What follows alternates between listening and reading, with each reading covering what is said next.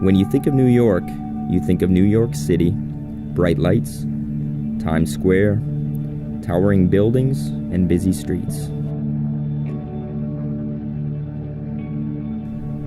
But not too far north, there's another story, one of rolling mountains, hidden rock walls, and overgrown farmlands, nestled in nostalgic grouse covers of old.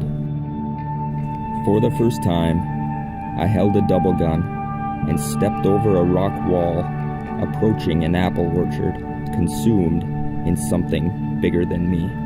As I watched the bird dog work the cover, I hunted next to the president and CEO of the Ruffed Grouse Society, a man who has set the foundation to help secure the future of healthy forests and sporting traditions for young and old. You know, a lot of people have the misconception that the only thing that the Ruffed Grouse Society is concerned about is young forest habitat. That's really not the truth, because when we talk about healthy forests, we're talking about the whole forest. But what's important about early successional forest habitat is that gets succession going for the entire forest. And if we can have that be part of the entire forest management plan, then we're going to have the habitat for the birds that we want to hunt. We're also going to have a healthy forest throughout the entire area that is rich in biodiversity, rich in plant life, rich in animal life, and really that's what we're interested in, is the whole forest and the health of the whole forest.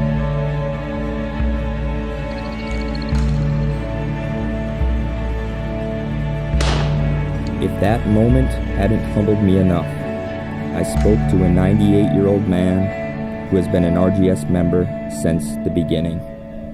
I found myself holding a journal reporting 60 years of grouse and woodcock flushes from northeast covers. He called it the Grouse Bible. Well, my name is Francis Buckley, and I grew up in Springfield, Massachusetts, and grouse hunting, fishing, woodcock shooting has been a large part of my life, and a very enjoyable part of my life. I wish everybody could have the same experiences I've had. I found myself inside a legacy, and the man to thank is Bruce Bennett, an RGS Life sponsor and host of the New York Grouse and Woodcock Benefit Hunt. A man who, through example, took it upon himself to manage his land and offer it to promote the future of grouse and woodcock hunting.